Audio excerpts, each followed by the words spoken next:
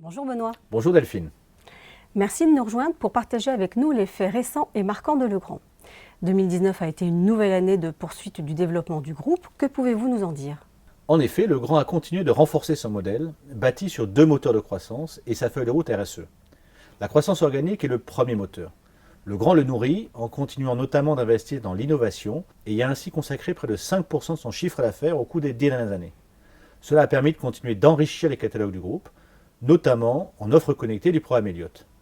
À ce sujet, la dynamique d'innovation, mais également l'arrimage réussi de Netatmo, ont porté les ventes de produits connectés en 2019 avec une progression de 29% par rapport à 2018, dont 10% de croissance organique.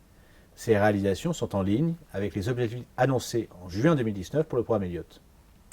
La croissance organique est donc portée par une belle dynamique. Qu'en est-il du deuxième moteur, les acquisitions? Legrand reste actif dans le domaine avec 10 opérations de croissance externe réalisées en 2018 et 2019 qui ont permis au groupe de se renforcer dans 6 pays différents.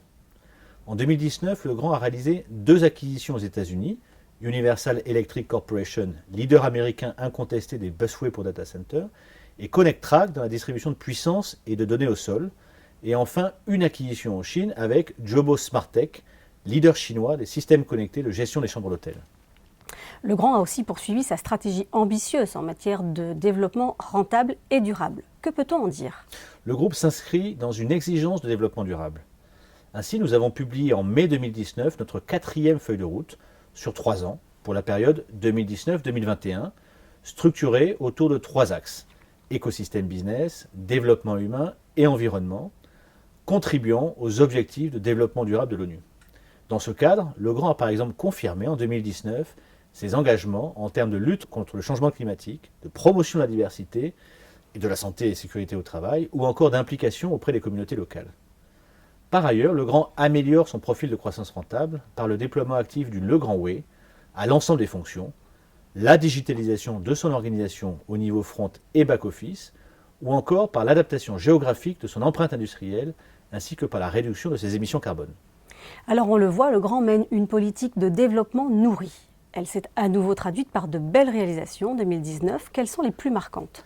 Ces initiatives ont permis d'enregistrer une performance intégrée en ligne avec les objectifs de 2019, avec une croissance totale des ventes de plus 10%, dont plus 2,6% de croissance organique, une marge opérationnelle ajustée avant acquisition de 20,4%, en hausse de 0,2 points par rapport à 2018, et un taux de réalisation RSE de 113%. Par ailleurs, la création de valeur a été forte, en enregistrant un résultat net part du groupe en progression de plus 8% et un cash flow libre normalisé en hausse de plus 13% à plus d'1 milliard d'euros. En conclusion, que pourrions-nous ajouter? Je dirais en définitive que les réalisations de 2019 témoignent des solides fondamentaux de Legrand, avec, sur les 5 dernières années, c'est-à-dire de 2014 à 2019, un chiffre d'affaires en hausse de 47%, un résultat net par action en augmentation de 56% et une marge opérationnelle ajustée qui a gagné 0,4 points à 20,0%. Sur cette même période, Legrand a diversifié son exposition géographique avec maintenant 35% de ses ventes réalisées aux États-Unis, tout en digitalisant son offre avec succès, les produits connectés étant passés de 5% à aujourd'hui plus de 12% du chiffre d'affaires du groupe.